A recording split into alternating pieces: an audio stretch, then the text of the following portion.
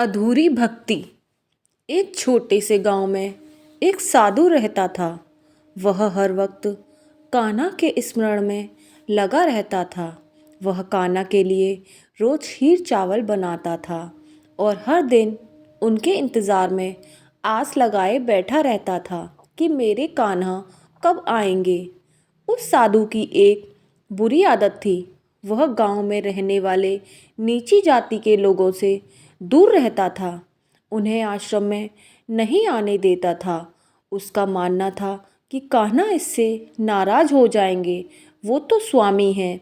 इन नीच छोटी जाति वालों के आश्रम में प्रवेश करने से और मुझे दर्शन नहीं देंगे। इसलिए वह कभी किसी से ठीक से बात नहीं करता था। उसके आश्रम से थोड़ी दूर एक कोढ़ी रहता था। वह भी कान्हा का भक्त था। नित्य प्रतिदिन वह उनकी उपासना करता था और हर वक्त कान्हा की भक्ति में डूबा रहता था। जब भी साधु उसके घर के पास से गुजरता तो कोढ़ी को कहता, नीच, तुझ जैसे कोढ़ी से कान्हा क्या मिलने आएंगे। वो तो स्वामी हैं। तुझ जैसे के घर में क्यों आने लगे भला। और बोलते बोलते वह आश्रम चले जाता था और रोज ऐसा ही करता था। कुछ वर्ष व्यतीत हुए। अब साधु को लगने लगा, कान्हा क्यों मुझे दर्शन नहीं दे रहे। और साधु उनकी मूर्ति के सामने रोने लगा और कहने लगा, प्रभु, एक बार तो मुझे दर्शन दे दो। मैं प्रतिदिन आपके लिए खीर चावल बनाता हूँ। एक बार तो आकर भोज लगा लें। और उदास होकर कान्हा के चरणों में रोते रोते सो गया। दूसरे दिन एक गरीब दरिद्र छोटा सा बालक साधु के आश्रम में आया और साधु उस वक्त कान्हा को भोग लगाने जा रहा था। उस बालक ने कहा, साधु महाराज, मुझे कुछ खाने को दे दीजिए। मुझे बहुत जोरों की भूख लगी है। साधु गुस्से से तिलमिला गया। एक तो दरिद्र और दूसरा कान्हा की भक्ति में विघ्न। उसने आव देखा न ताव एक पत्थर उठाकर बच्चे को दे मारा। उस दरिद्र बच्चे के सर से खून निकलने लगा। साधु ने कहा, भाग यहाँ से। बच्चा उसके आश्रम से निकल गया और जाकर उस कोढ़ी के घर में चला गया। कोढ़ी ने उसके रक्त साफ किया, पट्टी बांधी और उस भूखे बच्चे को भोजन दिया। बच्चा भोजन खाकर चला गया। फिर दूसरे दिन वो बच्चा साधु के आश्रम में फिर से आया। साधु ने फिर से उसे मारा और भगा दिया। फिर वह कोढ़ी के घर चला गया। कोढ़ी ने फिर से उसकी पट्टी बांधी और उसे खाने को दिया। बच्चा खाना खाकर चला जाता है। वो बच्चा रोज ऐसे ही आता और साधु उसे रोज मारता और वो कोढ़ी के पास चला जाता। एक दिन साधु स्नान के लिए जा रहा था। उसे रास्ते पर वही कोढ़ी दिखाई दिया। साधु ने उसे देखा तो आश्चर्य से भर गया। उस कोढ़ी का कोढ़ गायब हो चुका था। वह बहुत ही सुंदर पुरुष बन चुका था। साधु ने कोढ़ी नाम लेकर कहा, तुम कैसे ठीक हो गए। कोढ़ी ने कहा, मेरे कान्हा की मर्जी। पर साधु को रास नहीं आया। उसने मन ही मन फैसला लिया कि पता लगाना पड़ेगा कि क्या राज है। दूसरे दिन फिर वह दरिद्र बच्चा साधु के आश्रम में आया। साधु ने फिर उसे मारा।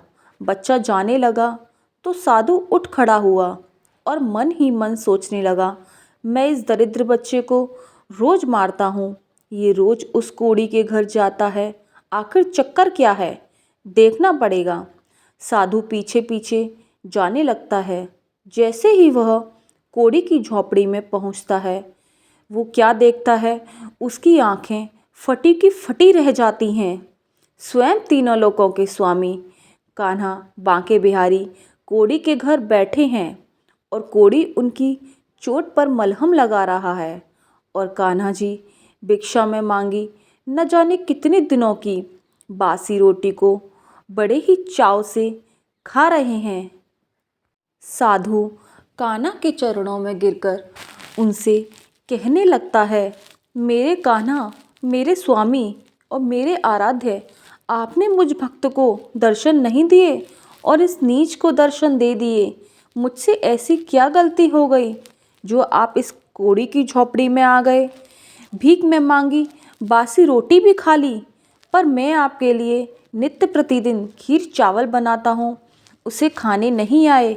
बोलो कान्हा, बोलो, मुझे जवाब दो, ऐसी क्या गलती हो गई मुझसे? तब कान्हा जी ने कहा, ये साधु, मैं तो रोज़ तेरे पास खाना मांगने आता था, पर तू ही रोज़ मुझे पत्थर से मारकर भगा देता था।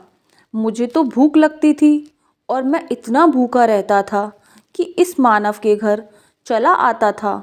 वो जो भी मुझे प्यार से खिलाता मैं खाकर चला जाता। अब तू ही बता कि इसमें मेरी क्या गलती है? साधु पैर पकड़कर कान्हा के रोने लगता है और कहता है, मुझसे गलती हो गई प्रभु, मैं आपको पहचान नहीं पाया, मुझे माफ़ कर दीजिए। और फिर कहता है, तीनों लोकों के स्वामी, गरीब भिखारी, दरिद्र बच्चा बनकर आप मेरे आश्रम क्यों आते थे? मैं तो आपको दरिद्र समझकर मारता था, क्योंकि मेरे कान्हा तो स्वामी हैं, वो दरिद्र कैसे हो सकते हैं? बताइए आप, ऐसा क्यों किया आपने? कान्हा जी ने कहा, हे साधु, तुझे किसने कहा कि मैं सिर्फ महलों में रहता हूँ? तुझे किसने कहा कि मैं सिर्फ 56 भोज खाता हूँ? तुझे किसने कहा कि मैं नंगे पैर नहीं आ सकता? बता, किसने कहा तुझे? तुझे ये सब किसने कहा? मैं दरिद्र नहीं, किसने कहा तुझे? हे साधु, ये समस्त चराचर मैं ही हूँ। धरती, आकाश, पृथ्वी सब मैं ही हूँ। मैं ही हूँ महलों का स्वामी, तो मैं ही हूँ झोंपड़ी का दरिद्र भिखारी। मैं ही हूँ जो प्यार और सच्ची श्रद्धा से खिलाने पर बासी रोटी भी खा लेता हूँ और स्वार्थ से खिलाने पर 56 भोग को भी नहीं छूता। मैं तो हर जीव में बसा हूँ। तू मुझे अमीर गरीब में ढूंढता है, मैं तो कण कण में बसा हूँ। तुझसे अच्छा तो ये कोढ़ी है जो सिर्फ एक ही बात जानता है कि ईश्वर हर किसी में निवास करते हैं, ना कि धनवान में, ना गरीब में। कान्हा कहने लगे, तो तूने मेरी भक्ति तो की, पर अधूरी। और कान्हा ये कहकर अंतर ध्यान हो जाते हैं। ये कहते कहते, सुनते सुनते साधु उनकी चरण की रज पकड़कर फूट फूट कर रोने लगता है और कहता है, जिस एक पल को पाने के लिए लोग जन्मों जन्म तप करते हैं, वो मेरी कुटिया में भीख मांगने आता था और मैं मूर्ख दरिद्र संपन्न होकर भी देखता रहता था। और कौड़ी के पैर पकड़कर कहता है, मैंने तो सारी जिंदगी अधूरी भक्ति की, आप मुझे सच्ची भक्ति के पथ पर ले जाइए, मुझे अपना शिष्य बना लीजिए। कोड़ी उसे गले लगा लेता है, कहता है कि ईश्वर कण कण में है, वो तो भिखारी भी है। जो आपकी चौखट पर आता है ना, वो भी उस ईश्वर की मर्जी से ही आता है, क्योंकि उसकी मर्जी के बिना तो एक पत्ता भी नहीं हिलता। किसी ने कहा है वो भीख लेने नहीं, बस दुआ देने भी आता है। और किसी महान आदमी ने कहा है कि दाने दाने पर लिखा है खाने वाले का नाम। इसलिए कभी भी किसी का अनादर मत कीजिए। कोई आपके द्वार पर आए, चाहे कोई आपका दोस्त हो, चाहे कोई आपका दुश्मन हो, कभी किसी का अनादर मत कीजिए। बोलो जय बांके बिहारी लाल की जय। तो दोस्तों, ये थी अधूरी भक्ति कृष्ण भगवान की छोटी सी कहानी। कैसी लगी आपको हमें कमेंट बॉक्स में ज़रूर बताइएगा और हमारे चैनल को लाइक एंड सब्सक्राइब करना ना भूलें दोस्तों। राधे राधे दोस्तों, धन्यवाद।